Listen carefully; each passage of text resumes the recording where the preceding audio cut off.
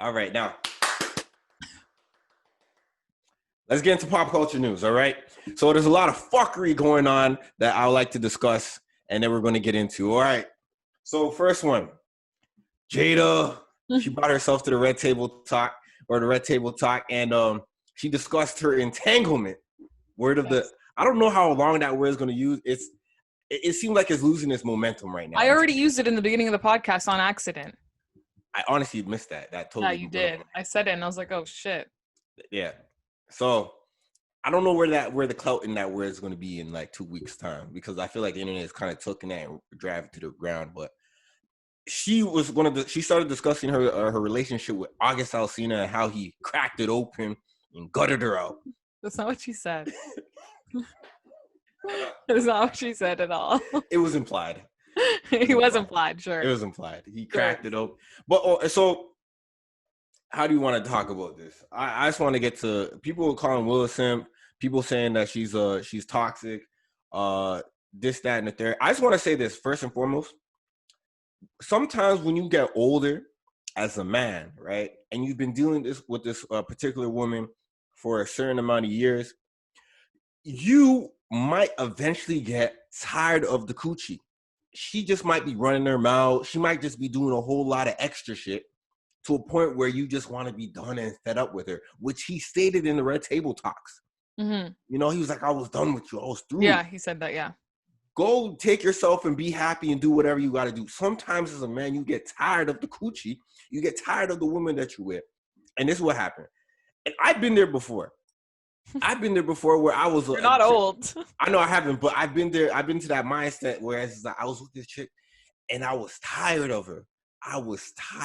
Like just everything about her being, I was tired. I wanted her to be happy. She even told me, shout out to this girl.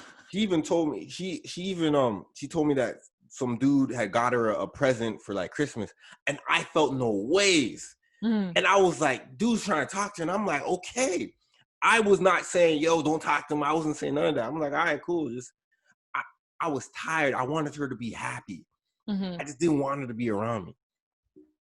So I can understand the mentality and the mindset that Will Smith was in. And she went to go be happy and got entangled with August Alsina, which was, he was cracking her shit. Okay. And then she said that she realized some stuff about her and Will and decided to come back. And then he took her back and then they got back together. So my question for you is, because she said in this interview, she said she thinks they've reached a point of unconditional love. Do you believe there is such thing as an unconditional love, or like do you feel like people throw that term around, unconditional love? Like I think this was unconditional love. Yeah, this is most definitely unconditional love. Most people can't stomach what it actually is. Yeah. Because even for me, like I learned it from Teen Mom. Actually, I've been learning a lot of stuff on Teen Mom. Let me tell you. So okay, talk about it. And it was like one of the girls' dads she asked him like, "You're supposed to love me unconditionally," and he's like, "No, I don't. My love has conditions. You can't move in with your boyfriend 2 days after dating or whatever." Like it was some stupid discussion they were having, and she got super upset and angry about it. But he's like, it does have conditions. It's not unconditional. Like, don't do something. Like, if you do something that I don't think is right for you, I'm going to be upset at you. And that is a condition. Yeah. So, and when I heard that, I was like, that is true. So I don't have unconditional love for people like I thought I did. I threw that term around. Yeah. Also, what love is what I always been defining for the past about 2-3 years now. Love is the point of selflessness.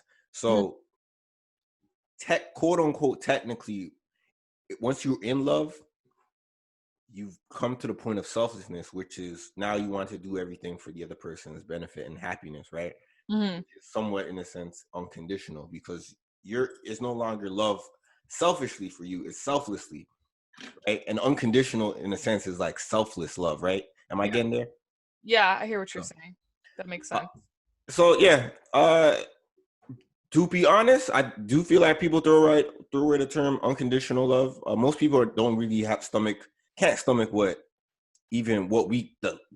small speck of information that we know about Jada and Will's information or marriage. They can't stomach that.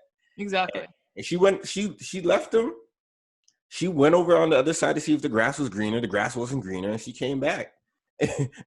That's what happens. That's exactly what happened. Yeah, it happens. That's what happens. That's why when you get tired of the chick, you let her go be happy. You let her go get her smashed out, and then she comes back to you, and you're like, I mean, I don't think that's what you let her do, but like not everybody would. I just want to clarify, not everybody is gonna like. If you just started dating someone, don't go and do that. You're probably not gonna get back together.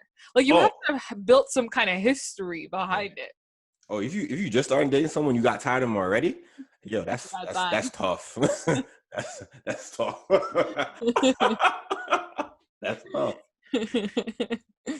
But yeah, so that is I kind of was just curious about the whole unconditional love thing. But you want to talk about this? What Boosie was saying about it? Boosie was talking about Louisiana boys going steal your bitch, man. So August Alsina is from Louisiana. Yeah, he's from New Orleans. Oh, I did not know that. Yeah, he's talking about he's gonna steal your bitch, man. He's still technically all right. August Alsina didn't steal no one, but the narrative is so funny that the fact that we're going there. But August Alsina didn't steal nothing. He was that that the age-old saying, a shoulder to cry on is a dick to lie on. And she came in. Come on, where have you been, Nina?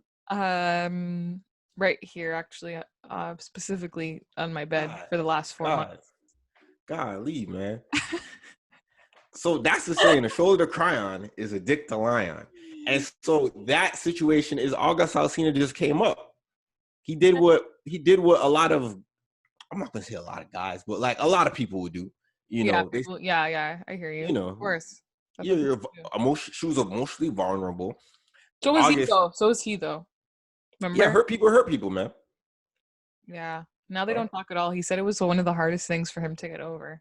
He said, no, this got me fucked up. August Alsina said getting over Jada Pinkett Smith was one of the hardest things he's ever had to experience in life. He literally said that, in life. The guy had a fucking eye disease, a liver disease, and couldn't walk. And his sister died, and his brother died, and he's taking care of his sister's kids. And he's telling me getting over Jada Pinkett Smith is the hardest thing to get over that he's experienced in his life out of all of that. Yeah.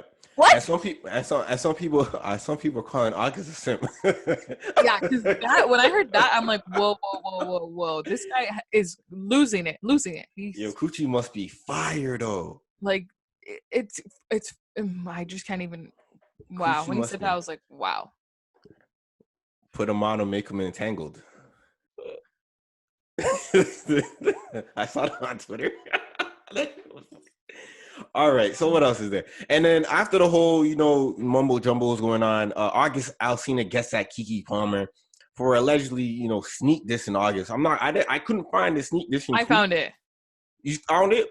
You found it? So it was when, not the old one, but the most recent one was because somebody tweeted Keke a picture of her in August, an old picture of them driving together in a car. And she's like, is this you? And she's like, yeah, but that's not my man and never was. That's why you'll never find anything about us being together. And that's when he just kind of snapped because apparently she's been throwing shade. Yeah. So I'm trying to find like other tweets that kind of throw shade at August. But if she's been throwing shade, yeah, she deserved it, man. Yeah. I'm not here trying to defend anybody. Yeah. If you're out here calling names, if you're out here, saying shit, you finna pick the right one. And you picked him on the best day because he's been going through it for like a week prior. Right? Exactly. Yeah.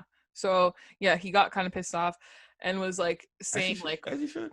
Yeah, and he was saying like, oh, you're mad because I curved you because of your friends. You were the one showing people text messages of me talking to other people or some confusing shit. And he's like, sound like she was thirsty over the dick. Yeah, something crazy. And he's like, you begged me not to disturb your mental peace or whatever. And then she's toxic, like, I have so much to say that I could say. I have screenshots, but I'm not going to say it and all this stuff. And I was like, wow, okay. You know what? I've always realized this, right? No, I'm not always realized. When I see stuff like this, I don't understand why you have to present yourself that you're peaceful.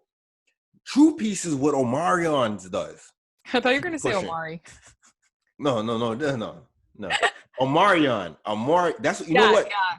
What Omarion did, kept it pushing. Yeah. Isn't he engaged now? Is he engaged now? I swear I saw something. Oh, you talking about the cash doll? Yeah. That's fact. That's not real. Oh. That's not real. That's not real. Cash doll's out here trolling, man. Yeah. Well, that's that on that.